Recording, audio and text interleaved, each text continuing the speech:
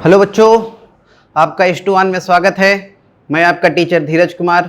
मैंने अपना BTech NIT Srinagar से किया है और अब तक 25,000 बच्चों को पढ़ा चुका हूं। लगभग 15 सालों से मैं पढ़ा रहा हूं। बहुत सारे मेरे बच्चे इस समय IIT से या NIT से बीटेक कंप्लीट कर चुके हैं या बीटेक कर रहे हैं। अगली बारी है आपकी। आज आपको हम लोग मैथमेटिक्स शुरू करते हैं, एंजॉय करिए। हम लोग पैराबोला कर रहे थे, आज हम लोग पैराबोला में लेक्चर नंबर 3 करते हैं। फोकल कॉर्ड के विषय में थोड़ा सा देखे थे कि कोई भी कॉर्ड अगर फोकस से जाएगा तो फोकल कॉर्ड होगा, और फोकल कॉर्ड का एंड अगर T1 और T2 है पैरामेट्रिक कोऑर्डिनेट, तो T1 T2 बराबर -1 होता है। इतना बात हम लोग पिछले लेक्चर में देखे थे। एक बार फिर से देखो, बताते हैं आपको। जैसे मान लो कि अगर कोई कॉर्ड है AB, एक फोकल कॉर्ड है, तो इसका मतलब होता है कि ये फोकस से जाना चाहिए। ठीक है सर। तो इस वाले एंड को अगर AT² 2AT लेते हैं तो सामने वाला एंड ध्यान रखिएगा 1A/T² - 2A/T हो जाता है। सही ना, A/T² - 2A/T। तो ये फोकल कॉर्ड के एंड पॉइंट होते हैं। ठीक, अब इसमें कुछ प्रॉपर्टीज हम लोग देखेंगे फोकल कॉर्ड का। जैसे पहला प्रॉपर्टी देखेंगे, फोकल कॉर्ड का लंबाई क्या होगा। तो उसके लिए आपको फोकल डिस्टेंस पहले पता होना चाहिए। हमें बताना है पहला लेंथ।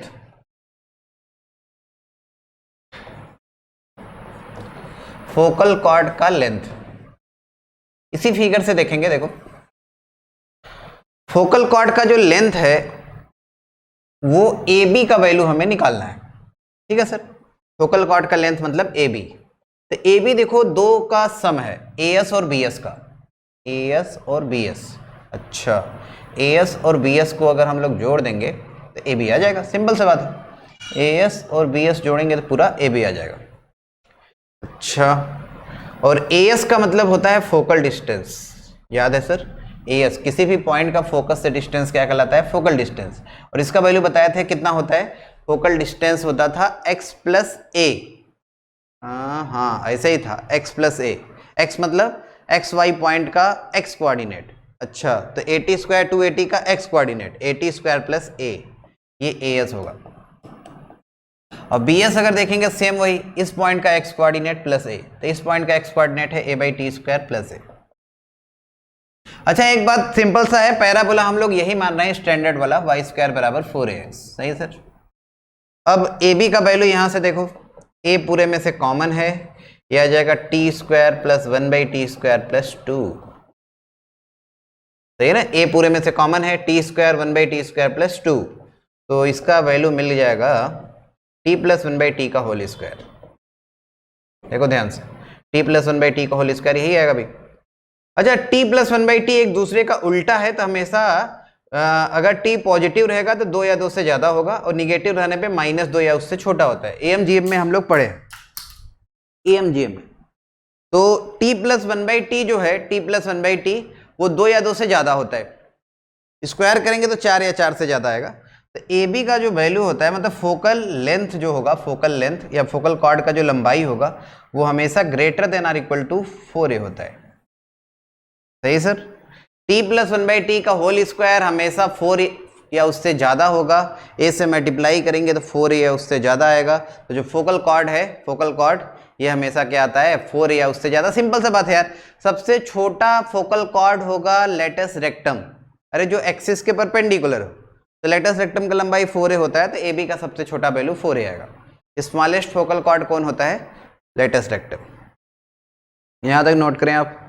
ये फार्मूला होता है सर, याद रखिएगा कौन, ये फोकल कॉर्ड का लंबाई का फार्मूला, AT + 1/T का होल स्क्वायर।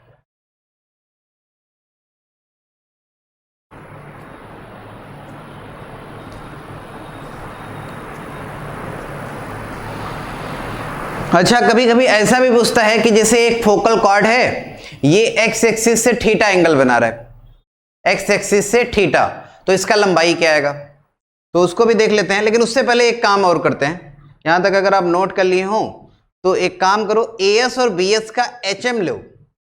दूसरा पॉइंट लेते हैं, HM ऑफ, HM मतलब harmonic mean, AS and BS, AS और बीएस, ये वाला एएस और बीएस, ये क्या है?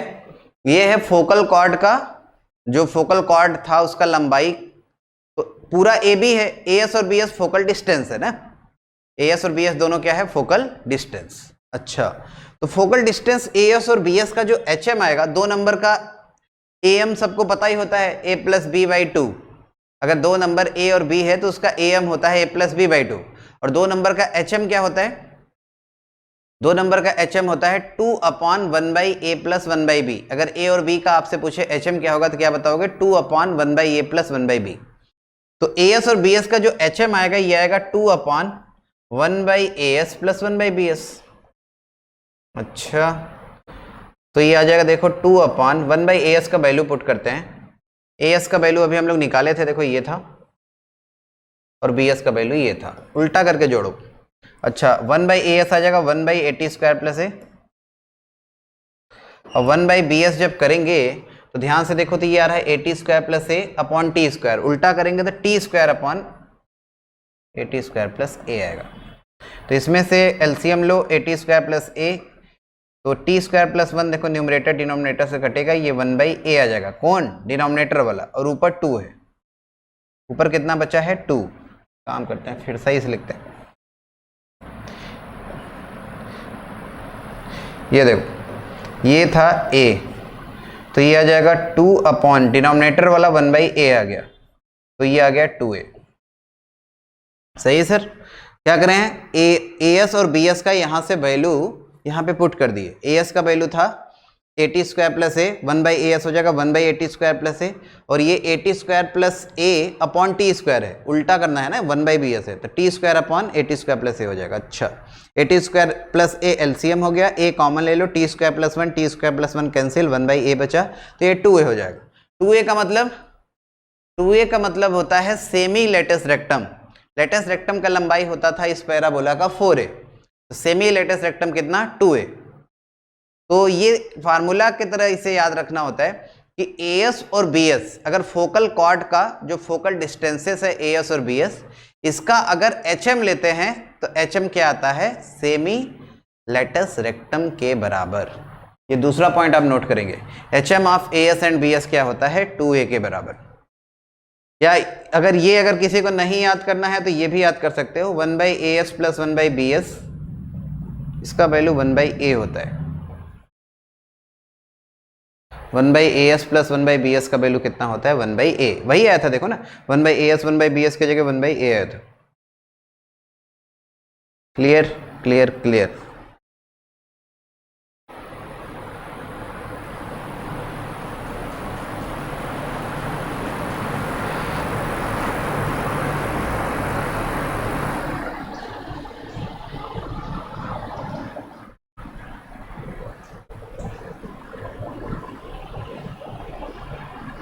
अच्छा, फोकल कॉर्ड का लंबाई अब हम लोग देखेंगे, तीसरा पॉइंट, फोकल कॉर्ड का लंबाई देखेंगे जब वो फोकल कॉर्ड एक्स एक्सिस से थीटा एंगल बनाए। ऐसा बोलो कि फोकल कॉर्ड का स्लोप tan थीटा है। अगर मान लो ये A B line X axis से थीटा एंगल बना रहा है तो इसका स्लोप tan थीटा होगा। अच्छा, tan थीटा इसका स्लोप निकालो, tan थीटा आएगा y2 माइनस y1, 280 माइनस करेंगे तो प्लस हो जाएगा 2a/t, x2 minus x1, at² minus a/t²। अच्छा, तो यहां से कितना आ गया सर? ये आ जाएगा 2a common t plus 1/t। Denominator देखो, डिनोमिनेटर से a common t² minus 1/t² factor हो जाएगा t plus 1/t, t minus 1/t, t plus 1/t cancel हो गया, a से a कैंसिल हो गया, ये आ गया 2t माइनस 1/t।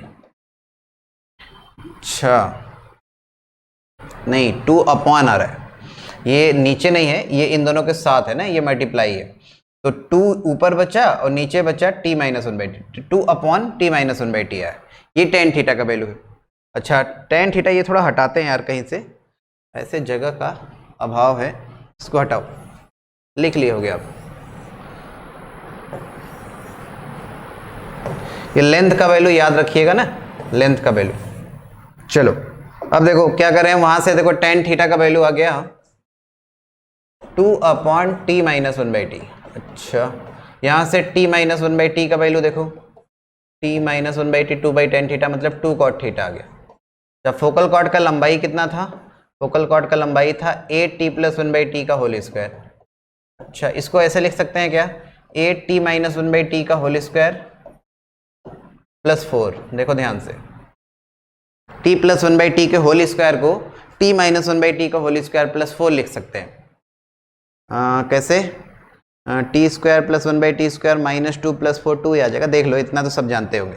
अच्छा, ए बी का वैल्यू यहाँ से आ जाएगा, अब a t-1/t का वैल्यू पुट करो 2 cot थीटा, तो आ जाएगा 4 cot स्क्वायर थीटा +4। तो लेंथ ऑफ फोकल कॉर्ड देखो यहाँ से आपको मिलेगा 4a, 4 common 4a 1 + cot square theta cosec square theta. तो ये भी आपको फार्मूला की तरह याद रखना है। मतलब अगर ऐसा कहीं दिया हो कि एक फोकल कॉर्ड है, फोकल कॉर्ड एक्स एक्सिस से थीटा एंगल बना रहा है, एक फोकल कॉर्ड है एक्स एक्सिस से कितना बना रहा है, थीटा एंगल, तो फिर उसका लंबाई पूछे तो ये होता है 4a कोसेक स्क्वायर थीटा। अभी आपको तीन प्रॉपर्टी बताए हैं, पहला length of focal cord a t+1/t का होल स्क्वायर, दूसरा as और bs में रिलेशन 1/as और 1/bs का सम 1/a होता है, और तीसरा लेंथ ऑफ फोकल कॉर्ड बताएं जब एंगल पता हो एक्स एक्सिस से एंगल थीटा। यहां तक नोट करो। तीसरा पॉइंट भी क्या किए, इसका स्लोप लिखें भाई, tan थीटा स्लोप होगा ना इस लाइन का, y2 - y1/x2 - x1, यहां से इसका स्लोप लिख लिए। इसके बाद फिर कैंसिल करके देखो 2/t-1/t आ रहा है, फिर tan थीटा आ गया तो t-1/t का वैल्यू लिख लिए, क्योंकि t+1/t के टर्म में हमें निकालना है। Clear to all.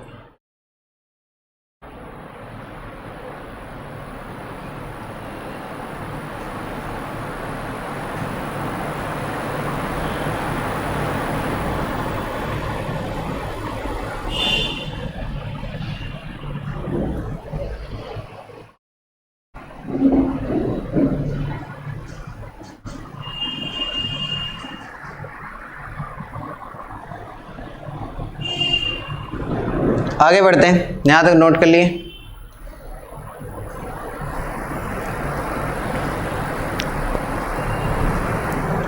देखो ये प्रॉपर्टीज जो कुछ लिखे हैं, प्रॉपर्टीज ऑफ फोकल कॉर्ड, पहला लेंथ ऑफ फोकल कॉर्ड बता दिया आपको, बार बार वही बात बताने का मतलब नहीं। दूसरा देखो, लेंथ ऑफ फोकल कॉर्ड बताना है जब थीटा एंगल बनाए, positive direction of x axis से 4a कोसेक स्क्वायर थीटा होता है, बता दिया आपको। अगर नोट करना है तो नोट कर सकते हैं। तीसरा पॉइंट आपको बताया है कि semi latus rectum is harmonic mean of PS and SQ, वहाँ AB हम लोग नाम लिखे थे, यहाँ PQ नाम लेके लिखा है, SP and SQ where P and Q are extremities of focal chord, ये भी आपको बता दिए। चौथा प्रॉपर्टी अब देखो, देखते हैं।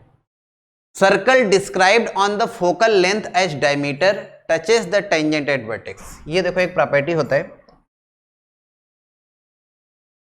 फोकल डिस्टेंस PS, P को मान लो 80² 280, इसको डायमीटर मान के अगर कभी सर्कल बनाएंगे तो ये जो सर्कल बनता है ये टेंजेंट एट वर्टेक्स को टच करता है। क्या कहें, PS मतलब फोकल डिस्टेंस, फोकल कॉर्ड नहीं, फोकल डिस्टेंस।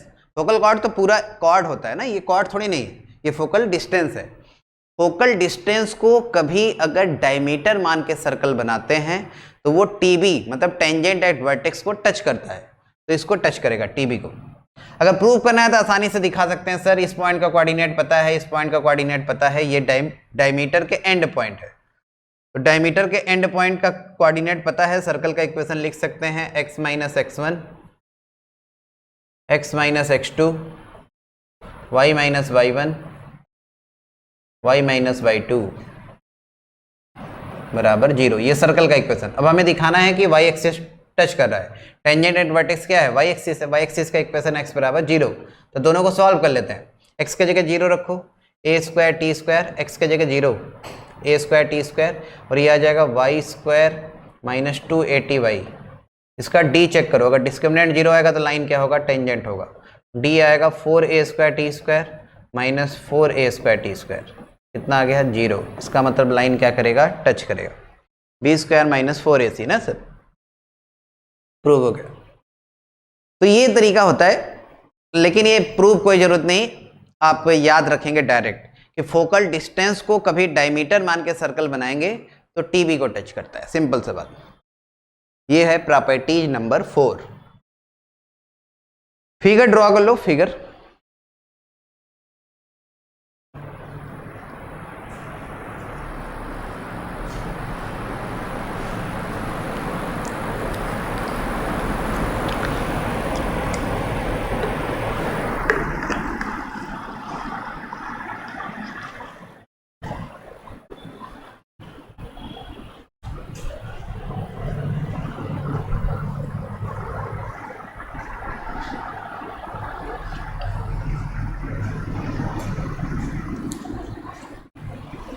आगे बढ़ते हैं।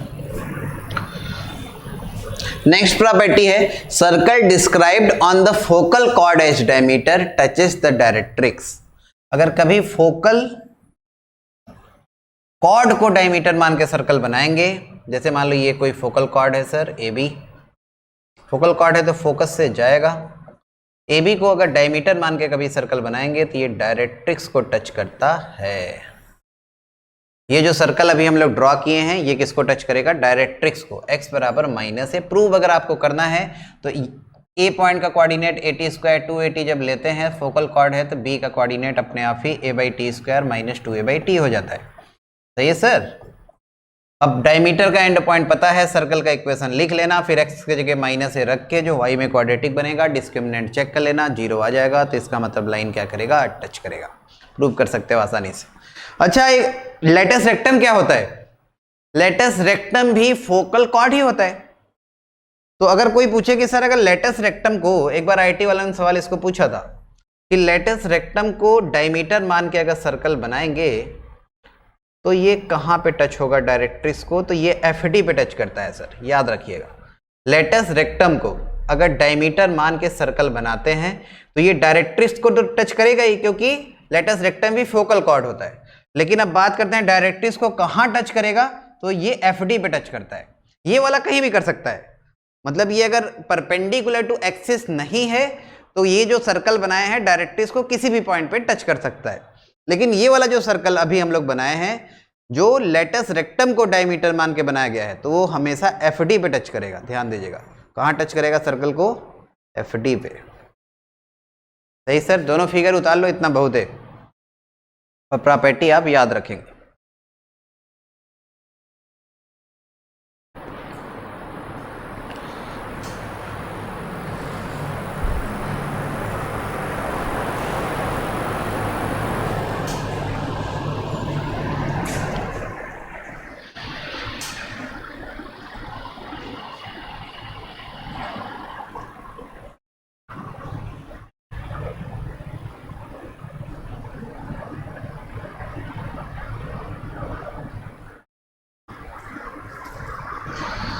ओके,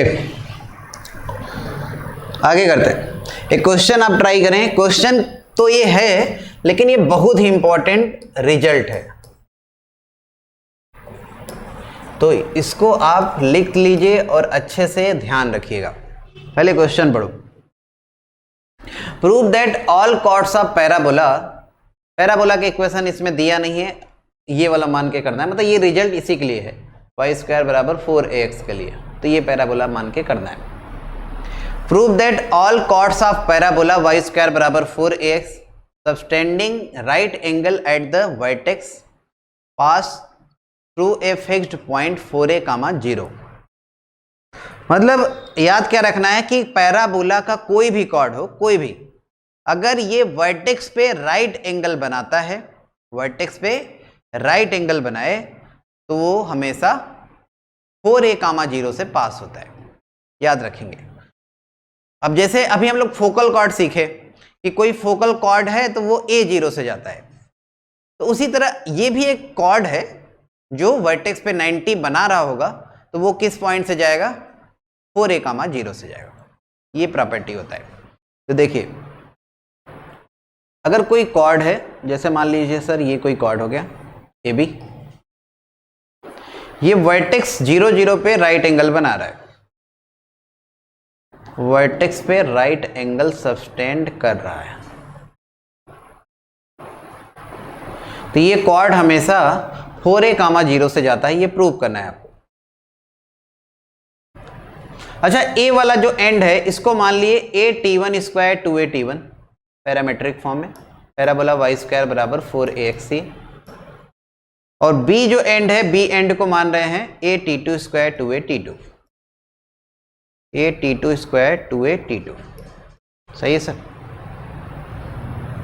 अब ये जो लाइन है और ये जो लाइन है, ये दोनों आपस में परपेंडिकुलर है, तो दोनों के स्लोप का प्रोडक्ट -1। इसका स्लोप निकालो। इस लाइन का स्लोप आएगा y2 माइनस y1, मतलब 2a_t1 माइनस 0, 2a_t1 माइनस 0, हटाओ 0, a_t1 स्क्वायर माइनस 0। कितना आया? ये आया 2/t1। सेम उसी तरह इसका स्लोप निकाल सकते हैं, 2/t2 आएगा। अब दोनों लाइन परपेंडिकुलर है तो स्लोप का प्रोडक्ट -1, 2/t1 इंटू 2/t2 -1। तो यहां से आपको मिला t1 t2 बराबर -4। t1 t2 कितना आया? -4। सही है सर ना? अच्छा, t1 t2 का वैल्यू -4 है। और पिछले लेक्चर में हम लोग एक बात देखे थे, याद करो, जब हम लोग सीखे थे equation of chord joining t1 and t2, और फिर एक टर्म लिखे थे कि अगर ये कॉर्ड d, 0 से पास होगा, अगर ये कॉर्ड d, 0 से पास होगा तो t1 t2 का वैल्यू बताया था -d/a होता है। अच्छा, अगर ये 4a 0 से जा रहा होगा, 4a 0 से जा रहा होगा मान लो, तो d की जगह, अरे d 0 से जा रहा है तो t1 t2 का वैल्यू -d/a होता है, तो d की जगह 4a जब रखेंगे तो t1 t2 का वैल्यू कितना आएगा? -4। और आ कितना रहा है? आ कितना रहा है? -4। मतलब ये ऑलवेज ट्रू है। प्रूव हो गया। ये ऑलवेज क्या है? ट्रू है। ऑलवेज ट्रू होने का मतलब क्या हो गया? प्रूव हो गया। यही आपको प्रूव करना है। ये प्रूव फिर से मैं कर रहा हूं, उतना जरूरी नहीं है सर। आप रिजल्ट याद रखेंगे। रिजल्ट क्या? कि कोई भी कॉर्ड अगर वर्टेक्स पे राइट एंगल बनाएगा तो कॉर्ड 4a, 0 से पास होगा। याद रखेंगे। इस पे बहुत बार सवाल आया, कम से कम 5-6 बार तो आए हो।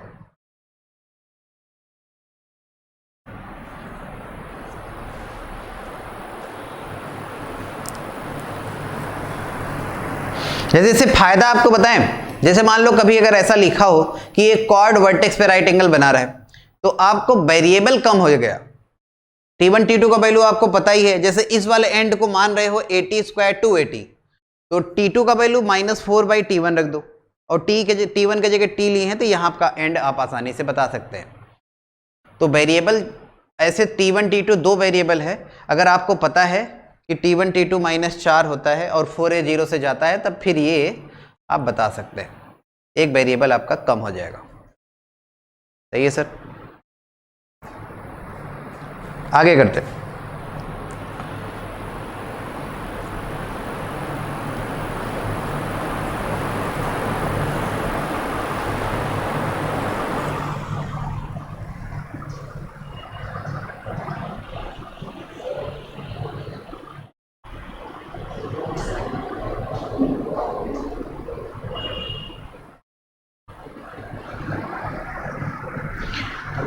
Next, intersection of A line and A parabola. जैसे एक पैराबोला आपको दिया है y स्क्वायर बराबर 4ax, और एक लाइन दिया है y बराबर mx प्लस c। ठीक, पैराबोला है y स्क्वायर बराबर 4ax और लाइन है y बराबर mx प्लस c। अब लाइन क्या हो सकता है पैराबोला का? लाइन या तो टेंजेंट होगा या कॉर्ड होगा या कुछ नहीं होगा, मतलब अलग ही रहेगा। लाइन अलग, पैराबोला अलग, यही 3 केस होता है। लाइन टेंजेंट होगा, कॉर्ड होगा या कुछ नहीं होगा। तो ये सर्कल में आपको बता दिए थे सर कि इसे कैसे चेक करते हैं। दोनों को सॉल्व कर लो। अगर डिस्क्रिमिनेंट 0 आता है, सॉल्व करने पे जो क्वाड्रेटिक बनेगा उसका अगर डिस्क्रिमिनेंट 0 आएगा तो लाइन टेंजेंट, और डिस्क्रिमिनेंट ग्रेटर देन 0 मतलब 2 रूट आएगा तो कॉर्ड। एक रूट आने का मतलब देखो टेंजेंट एक जगह मिलेगा, कॉर्ड 2 जगह मिलेगा, और डिस्क्रिमिनेंट लेस देन 0 मतलब एक जगह भी नहीं मिलेगा। सही है ना सर। तो इसको चेक करने का तरीका, y का वैल्यू यहां पुट कर दिए, एम एक्स प्लस सी का होल स्क्वायर क्या कर रहे हैं, दोनों को सॉल्व कर रहे हैं, वाई का वैल्यू यहाँ से यहाँ रख रहे हैं 4ax। ओपन करो तो आपको मिलेगा M square X square 2c m minus 4ax plus C square बराबर 0। सही है सर। अब ये जो x में क्वाड्रेटिक बना है इसका डिस्क्रिमिनेंट 0 करो, टेंजेंट होने की कंडीशन आ जाएगा। और कंडीशन ऑफ टेंजेंसी, टच करने का कंडीशन अगर आपको कभी लगाना है तो इस क्वाड्रेटिक का डिस्क्रिमिनेंट क्या कर दो, 0 कर दो। चलो करते हैं d0, तो 2cm minus 4a, B square minus 4ac ना, 4m स्क्वायर सी स्क्वायर बराबर 0। इसको ओपन करो, 4c square M square plus 16a square minus 16acm minus 4m square C square बराबर 0। 4m स्क्वायर सी स्क्वायर हो गया cancel, यहाँ से मिला 16a स्क्वायर बराबर 16acm, 16 से 16 कैंसिल, a से a कैंसिल, तो c का वैल्यू आ गया a/m। तो आप इतना समय अगर आपको बचाना है तो ये रिजल्ट आप डायरेक्ट याद रखेंगे कि अगर कोई लाइन y बराबर mx प्लस सी इस पैराबोला को टच करेगा तो कंडीशन ऑफ टेंजेंसी होता है c का वैल्यू कितना, a/m। ये होता है कंडीशन ऑफ टेंजेंसी, टच करने का कंडीशन। कोई पैराबोला y स्क्वायर बराबर 4ax अगर दिया है तो लाइन अगर टच करेगा y बराबर mx प्लस सी तो c की जगह a/m होना चाहिए, तभी टच करता है। अच्छा, अगर यही क्वाड्रेटिक जो बना है डिस्क्रिमिनेंट ग्रेटर देन 0 करो तो क्वाड होने का कंडीशन आ जाएगा, और लेस देन 0 करो तो ना टेंजेंट रहेगा ना क्वाड रहेगा। समझ ही रहे होगा, हम लोग मेन टेंजेंट के लिए इंटरेस्टेड है तो वही बता रहे हैं। अच्छा, जब c का वैल्यू आप बता दिए ना सर, तो इक्वेशन ऑफ टेंजेंट आप बता सकते हैं। Equation of tangent of slope m, of slope m। अगर कभी आपको लिखना है m स्लोप का टेंजेंट, मतलब कोई पैराबोला है y स्क्वायर बराबर 4ax, और कहे कि इस पैराबोला का एक टेंजेंट है जिसका स्लोप m है, इक्वेशन बताओ, तो क्या बताओगे, y बराबर mx प्लस a/m। अरे y बराबर mx प्लस c लाइन माने थे और टेंजेंट होने के लिए c की जगह a/m रख दो, आ गया। देखो, तो equation of tangent of slope m होता है y बराबर mx प्लस a/m। समझ गए, ये होता है टेंजेंट का equation in case of parabola. यहां तक नोट करें आप।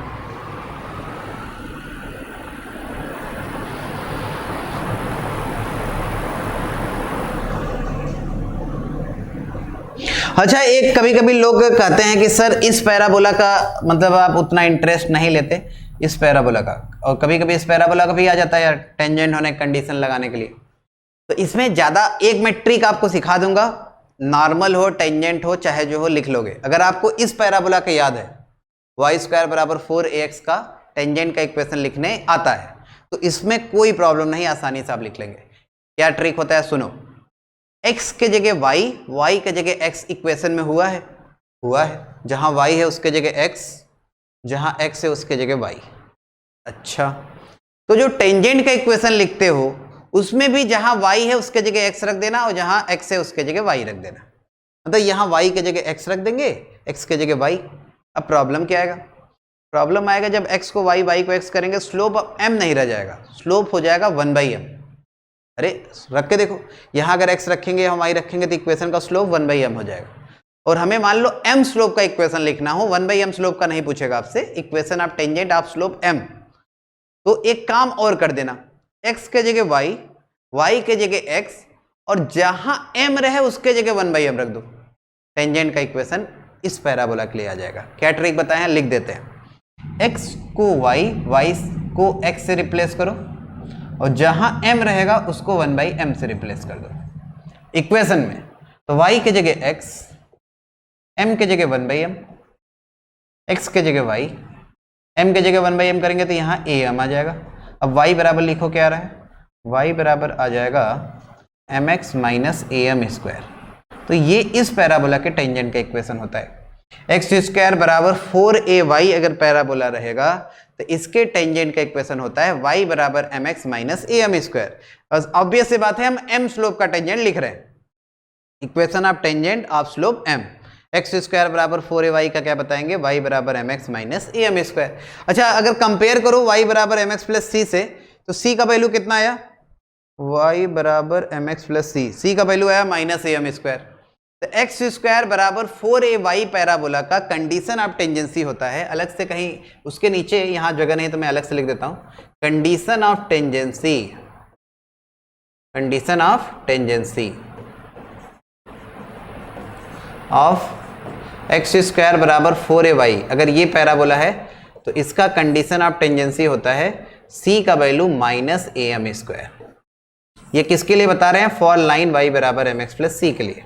कोई लाइन y बराबर mx प्लस c अगर कहे कि इसका टेंजेंट है तो c का वैल्यू कितना होना चाहिए, माइनस am स्क्वायर। और यहाँ पे c का वैल्यू कितना होना चाहिए, a बाई m। दोनों याद रखेंगे, दोनों, c का वैल्यू a बाई m और c का वैल्यू माइनस am स्क्वायर इसके लिए। और इसके लिए अगर आपको नहीं याद है, ट्रिक याद है, तब भी लिख सकते हैं कि कैसे ट्रिक से हम लोग करते हैं। यहां तक नोट करें।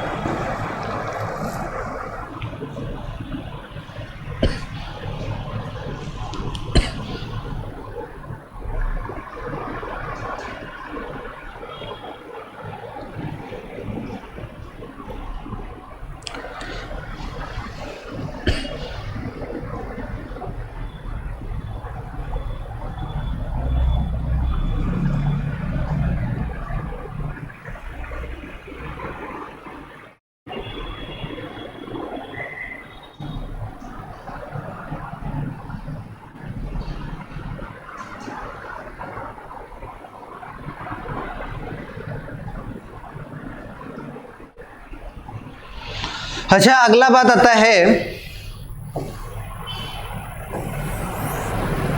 अगला बात सर आता है कि ये जो टेंजेंट अभी सर बताए हैं y बराबर mx plus a by m, इसका पॉइंट ऑफ टेंजेंसी क्या होगा। पॉइंट ऑफ टेंजेंसी सिलेबस में है, इसका सवाल इस बार आया भी था, तो इसलिए डायरेक्ट आप याद रखेंगे।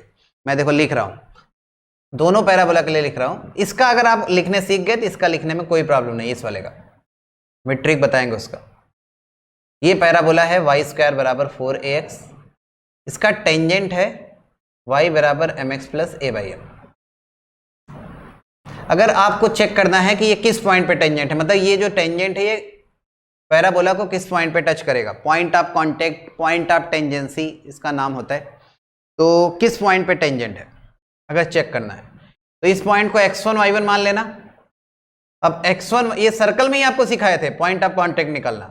x1 y1 पे ये लाइन क्या है, टेंजेंट। टेंजेंट का इक्वेशन लिखना हम लोग सीखे हैं, t बराबर 0। याद करो, किसी पॉइंट पे टेंजेंट लिखना हो for all second degree curve के बताए थे, t बराबर 0।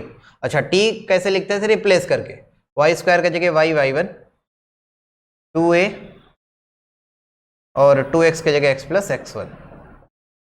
ये सर हो गया इस लाइन का इक्वेशन, और इसी लाइन का इक्वेशन ये भी है, तो दोनों को कर दो कंपेयर।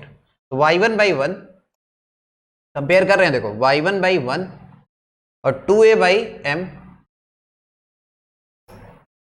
और यहां से 2a x1 by a by m, 2a x1 by a by m, m ऊपर चला जाएगा, यहां लिख देते हैं।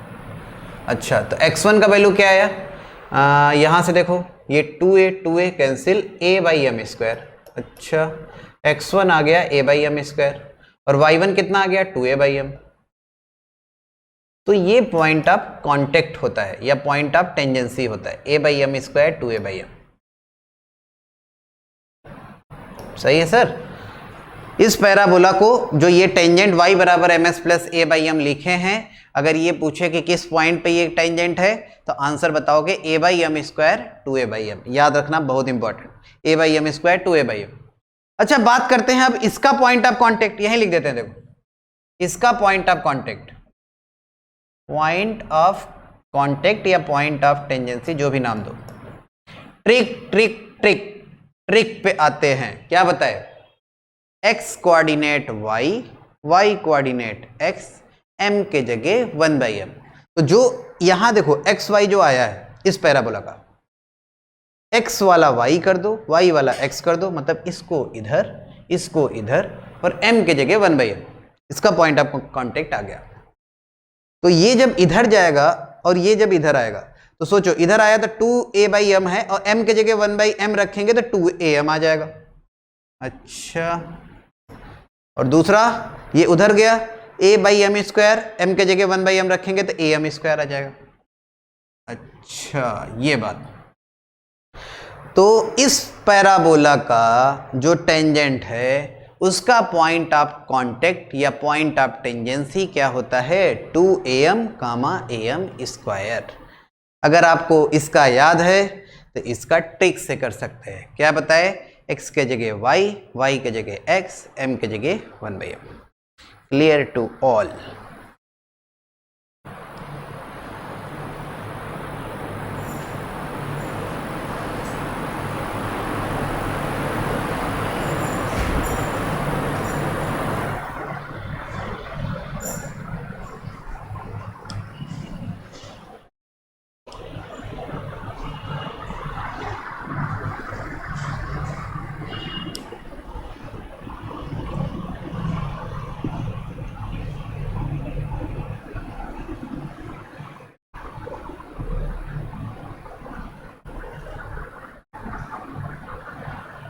नोट कर लिए सर।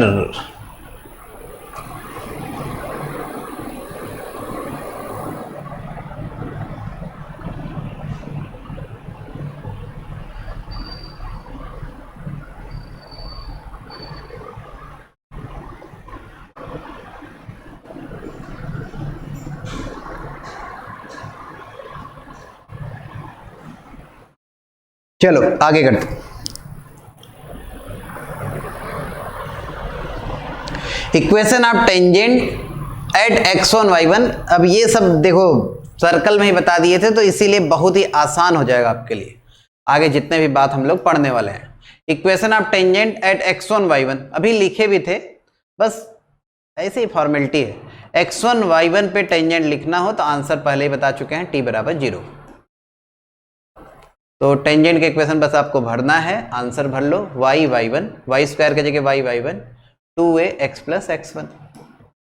ये होता है x1 y1 पे टेंजेंट का इक्वेशन। अच्छा, इसी टाइम हम लोग नॉर्मल का भी इक्वेशन लिख सकते हैं। देखो x1 y1 पे मान लो आपको नॉर्मल लिखना हो, तो टेंजेंट के perpendicular line point of contact पे नॉर्मल होता है। नॉर्मल किसे कहते हैं, पॉइंट ऑफ कांटेक्ट पर टेंजेंट के परपेंडिकुलर लाइन। तो ये सर है मान लो नॉर्मल, ये था टेंजेंट। तो अभी मैं इसलिए बता रहा हूं क्योंकि अभी फिगर पता है, टेंजेंट का स्लोप देखो यहां से पता है आपको। टेंजेंट का स्लोप कितना है सर, 2a/y1। अरे 2a/y1, तो नॉर्मल का स्लोप आ ही जाएगा। तो इक्वेशन ऑफ नॉर्मल अब हम लोग लिख रहे हैं, equation of normal at x1 y1, y - y1। अरे पॉइंट पता है, स्लोप पता है, देखो ना, पॉइंट पता है जिस पे नॉर्मल लिखना है और स्लोप पता है। अरे टेंजेंट का स्लोप आ गया, नॉर्मल का स्लोप उल्टा करके माइनस लगा दो, परपेंडिकुलर है। तो y - y1 स्लोप कितना, -y1/2a। देखो ना सर, उल्टा करके माइनस, x - x1। ये होता है नॉर्मल का इक्वेशन x1, y1 पे। कोई प्रॉब्लम नहीं, अगर आप टेंजेंट नॉर्मल पढ़े हैं किसका, कैलकुलस वाला, तब भी नॉर्मल का इक्वेशन लिख सकते हैं। बस हमें क्या करना है, dy/dx निकालना है। इसको डिफरेंशिएट करो, डिफरेंशिएट करके क्या ढूंढ लो, x1 y1 पे स्लोप। पॉइंट पता है, स्लोप पता है, इक्वेशन नॉर्मल का आसानी से लिख सकते हैं। हम लोग ये सब कोऑर्डिनेट में इसलिए पढ़ते हैं, थोड़ा सा इसे डिफरेंशिएट बार बार करेंगे तो टाइम वेस्ट होगा, इसलिए डायरेक्ट इक्वेशन को बस टाइम बचाने के लिए याद रखते हैं कि टेंजेंट का इक्वेशन क्या होता है, नॉर्मल का इक्वेशन क्या होता है। ये सब टाइम बचाना। अब एग्जाम में इतना समय तो होता नहीं, 1 घंटे में हमें 30 क्वेश्चन करना है सर। तो 1 घंटे में 30 क्वेश्चन करना है आपको, तो फिर डिराइव हर चीज़ करने लगे तब तो बहुत टाइम वेस्ट हो जाएगा। पता चला 15 क्वेश्चन आप अटेम्प्ट ही कर पाए 30 में, तो फिर बहुत प्रॉब्लम हो जाएगा। इसीलिए आप चीज़ें मैक्सिमम याद रखना होगा। मैथ में भी, जैसे लोग कहते हैं मैथ में नहीं याद रखना है, मैथ में भी इक्वेशन कोऑर्डिनेट वाले तो आपको याद ही रखने होंगे अगर समय बचाना है तो।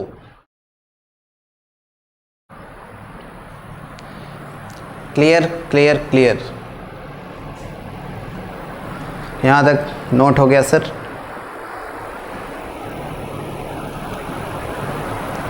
इसीलिए बताया था ना, जैसे सर्कल में हम लोग सीखे थे टेंजेंट का इक्वेशन लिखना, तो इलिप्स में भी इसी तरह t बराबर 0 से लिख लेंगे, हाइपरबोला में भी, पैराबोला में भी, सब में सेम। आगे बढ़ते। दूसरा है equation of tangent at AT² 2AT। ये इसी में बता देते हैं आपको, देखो AT² 2AT मतलब जहां x1 y1 था वहां x1 के जगह AT², y1 के जगह 2AT बस रखना है।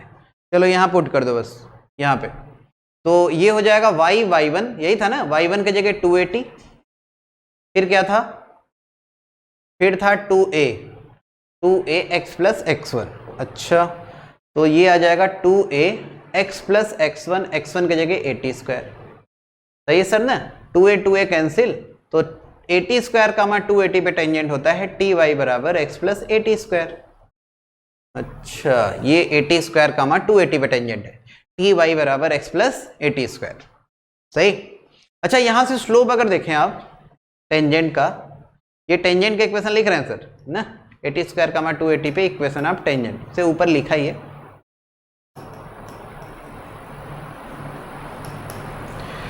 स्लोप अगर देखेंगे यहां से तो आ रहा है 1/t, स्लोप कितना आ रहा है 1/t, तो ये टेंजेंट का स्लोप है। तो इक्वेशन ऑफ नॉर्मल भी इसी टाइम हम लोग लिख ले रहे हैं, equation of normal at equation of normal at AT² 2AT। AT² 2AT पे अगर आपको नॉर्मल लिखना है, जब x1 y1 पे लिखे थे, फिर से पीछे आओ, तो ये आया था y minus y1 minus y1/2a x minus x1। तो वैल्यू अगर y1 का और x1 का सब पुट करेंगे तो आएगा y माइनस y1 की जगह 2AT। स्लोप टेंजेंट का है 1/t, तो नॉर्मल का आएगा -t, x माइनस x1 की जगह AT²। इसको ओपन करेंगे तो y बराबर आएगा -tx plus 2AT plus AT³। ये भी आपको याद रखना है। AT² 2AT इसलिए इंपॉर्टेंट है क्योंकि ये पैरामेट्रिक फॉर्म होता है पैराबोला का, इस पे टेंजेंट और नॉर्मल का इक्वेशन आपको ये दोनों डायरेक्ट याद रखना है, ये वाला और ये वाला। टेंजेंट के इक्वेशन ty बराबर x प्लस AT², नॉर्मल के इक्वेशन y बराबर -tx plus 2AT plus AT³।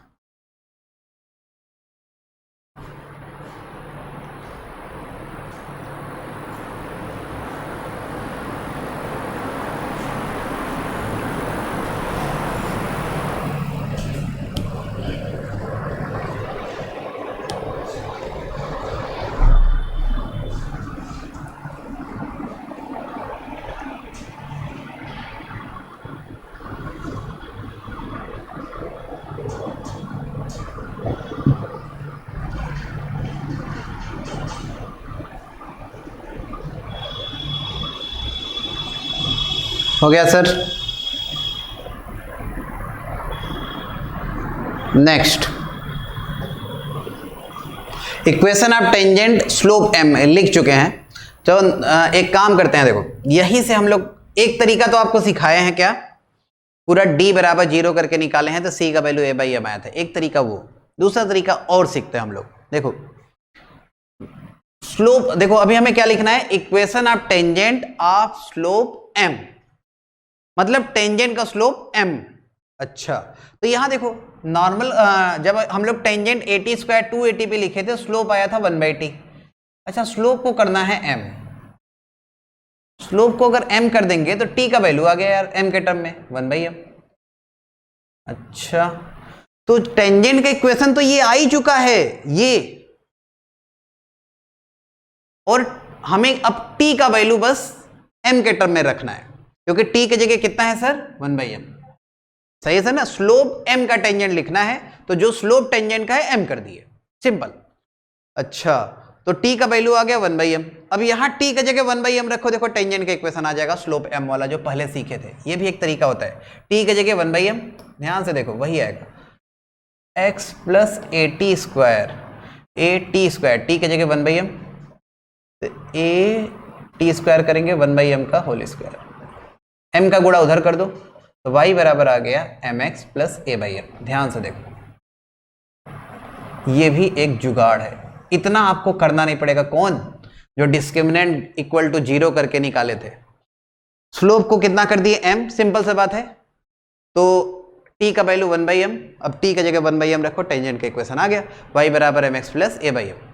सही, ये मतलब निकालने प्रूव करने का तरीका है, मतलब आपको फाइनली चाहे उस मेथड से करो चाहे इस मेथड से करो, याद ही रखना है, बस आपको शॉर्टकट तरीका भी सिखा दिए प्रूव करने का। अच्छा, अब बात करते हैं पॉइंट ऑफ कांटेक्ट निकालने का। पॉइंट ऑफ कांटेक्ट पिछले बार भी देखो कंपेयर करके निकाले थे x1 y1, टाइम वेस्ट हुआ था। और सिंपल तरीका सीखो, अगर मान लो आपको पॉइंट ऑफ कांटेक्ट निकालना है, ये टेंजेंट कहां से आया है? यहां से आया है। अच्छा, तो ये वाला किस पॉइंट पे टेंजेंट था? इसका पॉइंट ऑफ कांटेक्ट क्या था? 80² 280 था। अच्छा, अब इसका अगर पॉइंट ऑफ कांटेक्ट निकालना है, बस t की जगह 1/m यहां पुट करो, देखो t की जगह 1/m। अच्छा, यहां पे t की जगह 1/m रख रहे हैं, तो a/m स्क्वायर, t की जगह 1/m रखेंगे 2a/m। देखो ध्यान से, यही पिछले बार भी आया था, a/m स्क्वायर कामा 2a/m, a/m स्क्वायर कामा 2a/m। ये पिछले बार भी आया था, जो पिछले तरीके से किए थे, अभी भी आ गया। तो ये तरीका आप सीख सकते हैं, आसानी से कर सकते हैं। अच्छा, नॉर्मल का भी देखो, टेंजेंट का स्लोप 1/t है, स्लोप ऑफ नॉर्मल कितना है? स्लोप ऑफ नॉर्मल है -t। यहां से देखो स्लोप कितना है नॉर्मल का? -t। अब अगर मान लो आपको लिखना है equation of normal of slope m, equation of normal of slope m, तो जो नॉर्मल का स्लोप है m कर देते हैं। अच्छा, तो t का वैल्यू आ गया -m, तो जहां जहां t है उसके जगह -m रख दो। अच्छा, t की जगह -m रखेंगे तो y आ जाएगा mx, t की जगह -m रखेंगे -2am। अच्छा, t की जगह -m रखेंगे, -m का क्यूब करेंगे तो -am³। ये होता है नॉर्मल का इक्वेशन जिसका स्लोप m है। y बराबर mx -2am -am³। एक साथ ही हम लोग टेंजेंट नॉर्मल पढ़ रहे हैं और इसमें आपको कोई प्रॉब्लम नहीं होना चाहिए। अब बात करते हैं कि ये किस पॉइंट पे नॉर्मल है। जिस पॉइंट पे नॉर्मल होते हैं उसे बोलते हैं पॉइंट ऑफ नॉर्मेलिटी, या को नॉर्मल पॉइंट भी बोलते हैं इसे। तो क्या बोलते हैं? को normal point, point of normality. किस पॉइंट पे ये नॉर्मल है, मतलब ये वाला जो नॉर्मल लिखे हैं ये वाला, ये किस पॉइंट पे नॉर्मल है। अब बताना, जैसे पिछला लिखे थे, ये नॉर्मल आया कहां से? यहां से आया। और ये किस पॉइंट पे नॉर्मल था? 80² 280 पे था। तो ये किस पॉइंट पे नॉर्मल होगा? t की जगह बस रखना है -m रखो, t की जगह -m रखेंगे तो आ जाएगा am² -2am। देखो ना, t की जगह -m, तो -m के स्क्वायर m स्क्वायर आ जाएगा am² और t की जगह -m -2am। तो याद रखेंगे, बहुत ही इंपॉर्टेंट, बहुत इंपॉर्टेंट। अगर पैराबोला का आपको टेंजेंट निकालना है स्लोप m का, y बराबर mx प्लस a/m। नॉर्मल निकालना है स्लोप m का, तो y बराबर mx -2am -am³। अब इस नॉर्मल का पॉइंट ऑफ नॉर्मेलिटी क्या होता है? am² -2am। और जो टेंजेंट है उसका पॉइंट ऑफ टेंजेंसी क्या होता है? a/m² 2a/m। अच्छा, कोई कहे सर अच्छा इस पैराबोला का नॉर्मल बताइए स्लोप m का। अब आते हैं ट्रिक पे। क्या बताए थे? y के जगह x, x के जगह y, m के जगह 1/m। सेम तरीका टेंजेंट वाला नॉर्मल भी लगाएंगे। क्या करना है? x के जगह y, y के जगह x, m के जगह 1/m। इसका नॉर्मल आप आसानी से बता सकते हैं। अगर नहीं याद है तो देखो, y के जगह x रखना, m के जगह 1/m, x के जगह y, m के जगह 1/m, जहां जहां m है उसके जगह 1/m। ऐसा कुछ दिखेगा आपको। अब हमें लिखना होता है y बराबर करके, तो y बराबर आ जाएगा mx, m का गुणा किए ना दोनों साइड में, तो y बराबर mx plus 2a plus a/m²। ये होता है सर इस पैराबोला के नॉर्मल का इक्वेशन जिसका स्लोप m है। किस पैराबोला के? इस पैराबोला के। ये है नॉर्मल। अगर आप इसका लिखना सीखे हैं, इस पैराबोला का y² बराबर 4ax वाले का, ये सब लिख रहे हैं, तो इसका इस पैराबोला का लिखने में कोई प्रॉब्लम नहीं है। जहां पे y है x रख देना, x के जगह y रख देना, m के जगह 1/m। अब बात करते हैं पॉइंट ऑफ नॉर्मेलिटी। ये वाला इधर, ये वाला इधर, m के जगह 1/m। अब आसानी से आप लिख सकते हैं, अपने से नोट कर लो। ये वाला इधर, ये वाला इधर, m के जगह 1/m। ये आएगा पॉइंट ऑफ नॉर्मेलिटी। समझ में आया सबको? टेंजेंट नॉर्मल लिखना।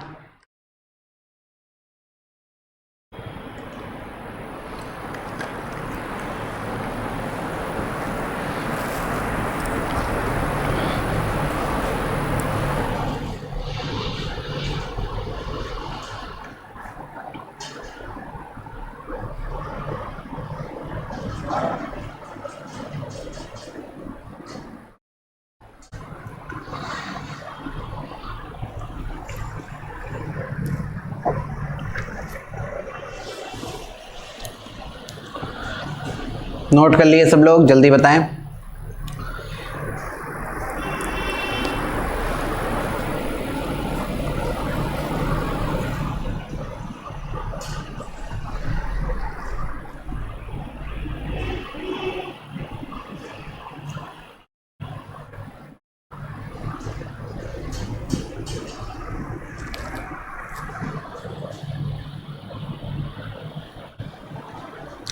चलो,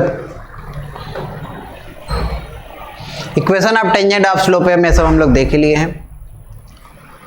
equation of tangent of slope M of parabola, इस पैराबोला का भी आपको बता ही दिए। क्या लिखे थे एक बार लिख दे रहे हैं बस, y बराबर mx माइनस am स्क्वायर। ये था टेंजेंट का इक्वेशन इस पैराबोला का, याद है ना, जो स्टार्टिंग में किए थे। x के जगह y, y के जगह x, m के जगह 1/m। Equation of tangent of slope M of parabola, इतना भी हो गया। टेंजेंट फ्रॉम एक्सटर्नल पॉइंट, इसको समझते हैं। पैराबोला मान लो y स्क्वायर बराबर 4ax है, एक्सटर्नल पॉइंट h कामा k से टेंजेंट ड्रॉ कर रहे हैं मान लो। तो एक्सटर्नल पॉइंट से हमेशा दो टेंजेंट ड्रॉ होगा। h के कोई पॉइंट है, ठीक है सर। तो टेंजेंट का इक्वेशन लिखना हम लोग सीख लिए, स्लोप m वाला। तो जो भी टेंजेंट होगा, चाहे ये, इसका इक्वेशन हम लोग ऐसे लिखेंगे, y बराबर mx प्लस a/m। अब टेंजेंट है एच के से पास हो रहा है, तो एच के इसको सेटिस्फाई करेगा, सेटिस्फाई करा दो। k बराबर mh प्लस a/m। ध्यान से देखिए तो m में बन गया क्वाड्रेटिक, hm स्क्वायर, इधर गुणा कर रहे हैं, hm square minus km plus a बराबर 0। m में बन गया क्वाड्रेटिक, और बनना भी चाहिए था क्वाड्रेटिक, क्योंकि अगर एच के से दोनों टेंजेंट ड्रॉ हो रहा है, तो एच के अगर बाहर का पॉइंट है, एक्सटर्नल पॉइंट है, तो यहां से दो टेंजेंट ड्रॉ होगा। तो दो टेंजेंट ड्रॉ होने का मतलब कि जो ये हम लोग लिखे हैं y बराबर mx प्लस a/m, अगर h के सेटिस्फाई करेंगे तो m में जो क्वाड्रेटिक बना है इसका कितने रूट होना चाहिए? 2 रूट। अगर दो टेंजेंट है तो m के कितने वैल्यू आना चाहिए? 2 वैल्यू। चलो मान लिए कि ये वाला जो टेंजेंट है इसका स्लोप m1 है, अपने से मान रहे हैं, इसका स्लोप m2 है। तो इस इक्वेशन का जो रूट होगा ये m1 और m2 होगा। इस इक्वेशन का रूट कितना होगा? m1 और m2, सही है। अच्छा, तो सम ऑफ स्लोप और प्रोडक्ट ऑफ स्लोप का रिलेशन मिल जाएगा सर। m1 प्लस m2 अगर देखेंगे तो k/h आएगा, और m1 m2 देखेंगे तो a/h आएगा। ये स्लोप में रिलेशन आ गया, दोनों टेंजेंट के स्लोप में रिलेशन जो hk से पास हो रहा है, सही। अच्छा, सर्कल में एक टर्म पढ़े थे हम लोग, डायरेक्टर सर्कल, अलग से लिखते हैं डायरेक्टर सर्कल। डायरेक्टर सर्कल क्या होता है? डायरेक्टर सर्कल उस पॉइंट का लोकस होता है जहां से दो परपेंडिकुलर टेंजेंट ड्रॉ होते हैं। डायरेक्टर सर्कल क्या है? डायरेक्टर सर्कल उस पॉइंट का लोकस होता है जहां से दो परपेंडिकुलर टेंजेंट ड्रॉ हो। तो अगर कभी आपको पैराबोला का डायरेक्टर सर्कल ढूंढना हो, तो इसका मतलब कि किसी पॉइंट अगर HK से, किसी पॉइंट HK से दो टेंजेंट अगर ड्रॉ हो रहा है, तो दोनों टेंजेंट के बीच के एंगल 90 होगा, तो HK का जो लोकस आएगा वही डायरेक्टर सर्कल। अच्छा, तो अगर डायरेक्टर सर्कल आप ढूंढना चाह रहे हैं तो M1 M2 होना चाहिए -1। अरे दोनों टेंजेंट के बीच का एंगल 90 है, तो दोनों टेंजेंट के बीच का एंगल अगर 90 है तो अगर स्लोप M1 M2 माने हो तो दो लाइन परपेंडिकुलर है, स्लोप का प्रोडक्ट कितना होता है -1, M1 M2 -1। अच्छा M1 M2 है कितना a/h,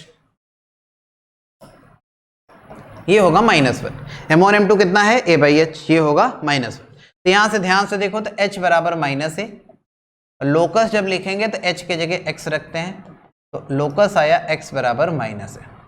ये क्या है सर, ध्यान से देखो तो ये डायरेक्ट्रिक्स है। अरे x बराबर -a क्या होता है, डायरेक्ट्रिक्स। तो पैराबोला का जो डायरेक्टर सर्कल होता है वो डायरेक्ट्रिक्स ही होता है। अब कुछ लोग सोच रहे हैं सर डायरेक्टर सर्कल का मतलब सर्कल होना चाहिए ना, डायरेक्टर सर्कल एक डिफिनीशन है जो ये बताता है कि उस पॉइंट का लोकस जहां से दो परपेंडिकुलर टेंजेंट ड्रॉ हो। अगर किसी लाइन से दो परपेंडिकुलर टेंजेंट ड्रॉ हो रहा है तो डायरेक्टर सर्कल लाइन होगा, और सब केस में तो सर्कल ही आता है, सर्कल में सर्कल ही आया था, याद ही होगा सबको। इलिप्स में भी सर्कल आता है, हाइपरबोला में भी सर्कल आता है, लेकिन पैराबोला का डायरेक्टर सर्कल डायरेक्ट्रिक्स होता है। मतलब क्या समझे, मतलब ये समझे कि अगर डायरेक्ट्रिक्स के किसी पॉइंट से आप दो टेंजेंट कभी ड्रॉ करेंगे पैराबोला पे तो दोनों टेंजेंट हमेशा क्या होंगे, परपेंडिकुलर होंगे। अगर डायरेक्ट्रिक्स से कभी दो टेंजेंट ड्रॉ करेंगे पैराबोला के केस में तो दोनों टेंजेंट क्या होंगे, परपेंडिकुलर होंगे। याद रखिएगा सर, पैराबोला का डायरेक्टर सर्कल डायरेक्ट्रिक्स होता है।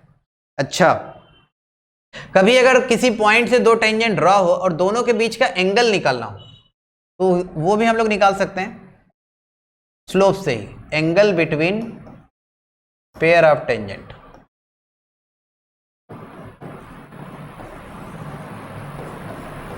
Angle between pair of tangent, देखो ध्यान से, M1 प्लस M2 पता है, M1 M2 पता है, तो M1 माइनस M2 निकाल सकते हैं सब लोग। Under root M1 plus M2 का whole square minus 4 M1 M2। ध्यान से देखिए तो आ जाएगा h बाहर, अंडर रूट के अंदर k स्क्वायर माइनस 4ah। तो tan थीटा का फॉर्मूला सबको याद ही होगा, M1 minus M2 upon 1 plus M1 M2, M1 minus M2 upon 1 plus M1 M2, इसका मॉड, अगर थीटा एक्यूट एंगल है। वैल्यू पुट करो, M1 माइनस M2 के जगह 1/h अंडर रूट में k स्क्वायर माइनस 4ah, नीचे 1 प्लस M1 M2 की जगह a/h। सही सर, तो नीचे देखो a प्लस h आ जाएगा, h से h कैंसिल, तो tan थीटा का फॉर्मूला जो होता है इधर लिख देते हैं एंगल का, ये होता है अंडर रूट में k square minus 4ah upon a plus h का मॉड। ये होता है पैराबोला के केस में पेयर ऑफ टेंजेंट के बीच का एंगल। ये देखो ना, ये h इधर आएगा, h plus a, h h cancel, नीचे जो बचेगा k स्क्वायर माइनस 4ah, नीचे a प्लस h, इसका मॉड। सही है सर, तो ये पेयर ऑफ टेंजेंट के बीच का एंगल होता है पैराबोला के केस में, याद रखेंगे इसको।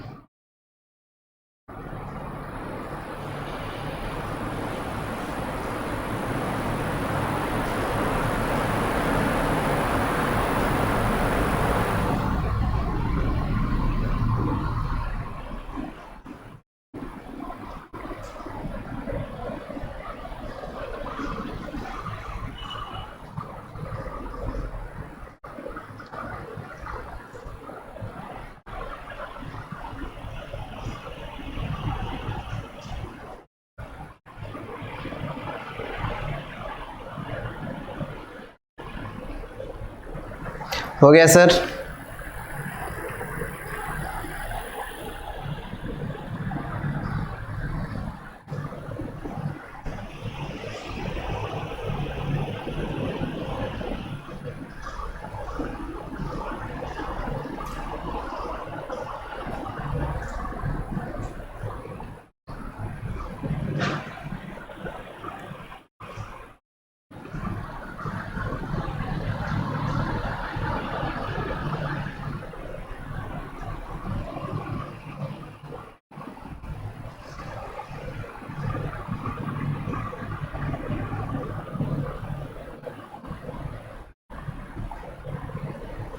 ओके।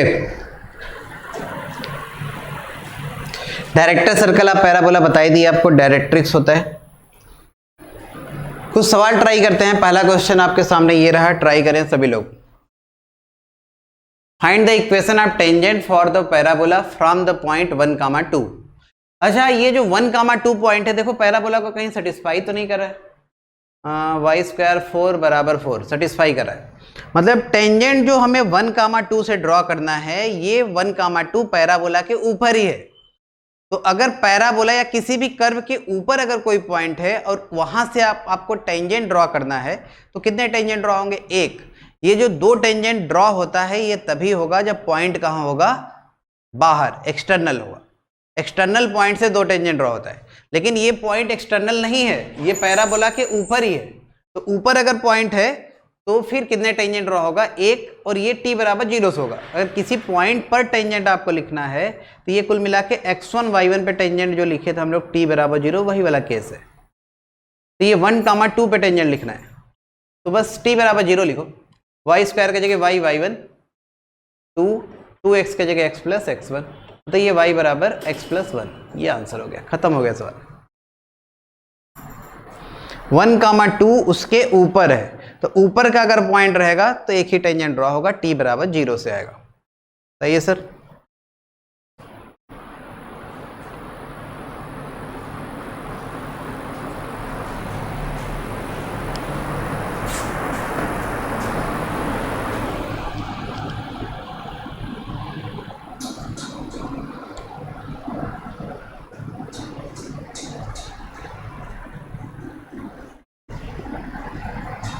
चलो नेक्स्ट क्वेश्चन ट्राई करते हैं एक और। Prove that the straight line touches the parabola if ln बराबर am स्क्वायर। ये स्ट्रेट लाइन अगर पैराबोला को टच करेगा तो उसका ये कंडीशन होगा, ये प्रूव करना है।